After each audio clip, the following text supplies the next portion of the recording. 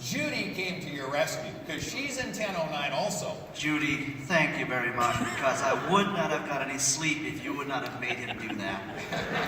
So Judy says, Charles, you've got to call him back. You have no idea. I mean, he's going to be throwing up. He thinks he's lost it. So we called him back. We all yelled. We did 1, 2, 3. You get been punked. You guys know what that is? So we need to do that right now while we got him on stage. Okay, 1, 2, 3. You've been punked. Let's give him a hand. It was a great.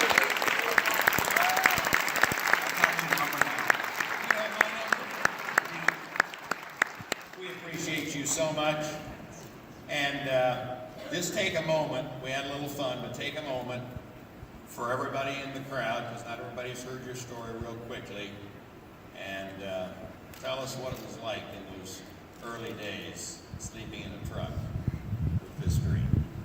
Thank you, Charles.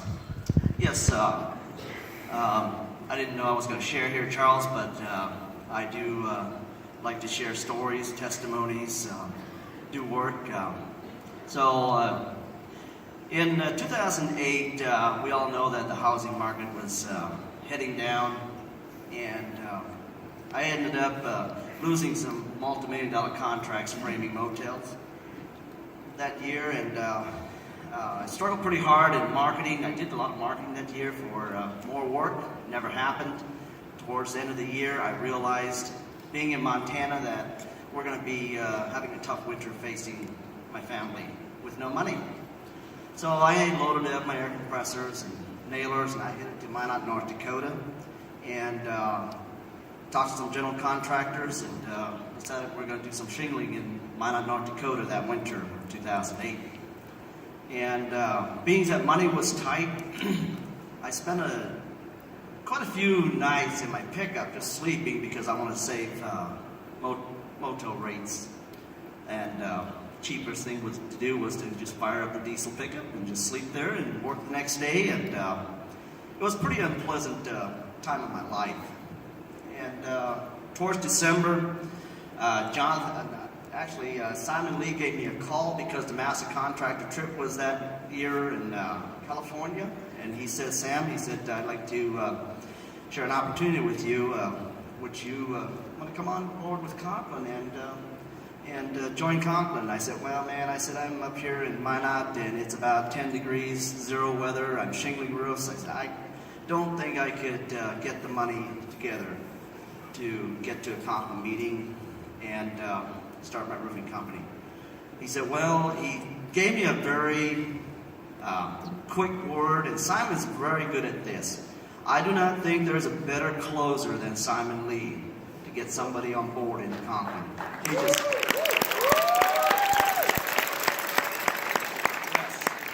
He is a good closer, and he said, Sam, if you continue doing what you're doing right now, where are you going to be in 5 years? It was a very good question to ask me at that moment. And it hit me that if I continue doing what I'm doing, then I'm going to be at the same exact place that I am right at that moment. You know, we contractors, we go out there and we work hard. Sometimes we make money, but you know what? I have not seen very many 60, 65-year-old contractors that have been in the roofing or in the building industry that had a very secure financial situation. There's very few of them out there. There's some, but there's very few. And that's what hit me at that moment. I said, Simon, okay, let me think about this a little bit. I just thought about it a little bit. I said, you know what? I'm going to raise some money. So that's where I hawked a few pieces of my construction equipment to raise the money, and told my wife that we're going to head to Kansas City in January 6th and go to the roof training. So that's the cheapest thing I could drive to Kansas City, Charles. I said we got the motel paid for in the 2-day training. I said we'll just have a little bit of expense.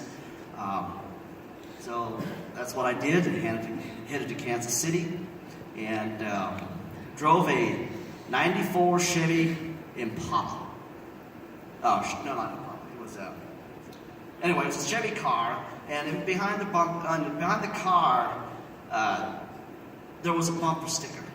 Because I was frustrated that year. I was struggling financially. I was frustrated. My wife, when between husband and wife, sometimes stress happens when money's not there.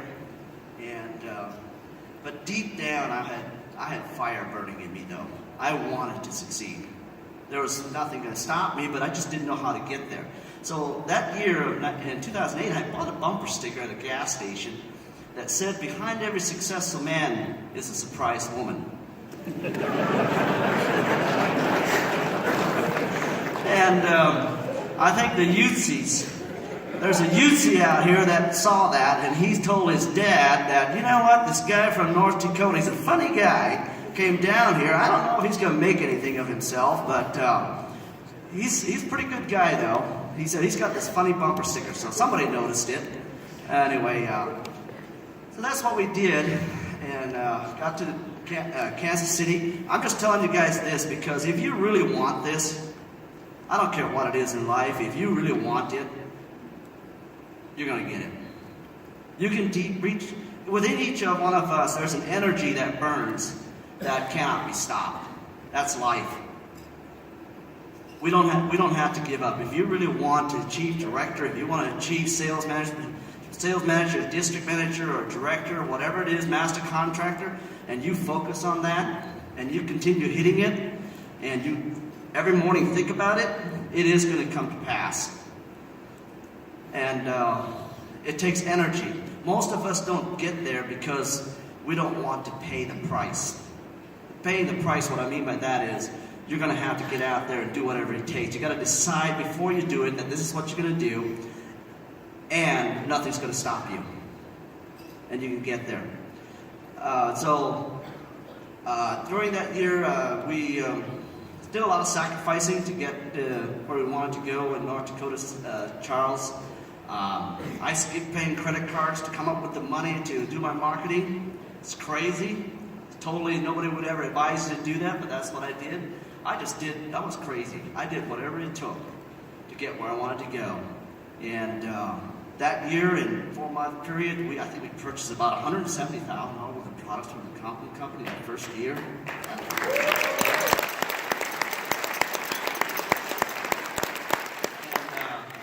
We've been master contractor all but 1 year, and that's the last year I will not be master contractor. I will be always master contractor. You know what? He's a winner. He likes to win.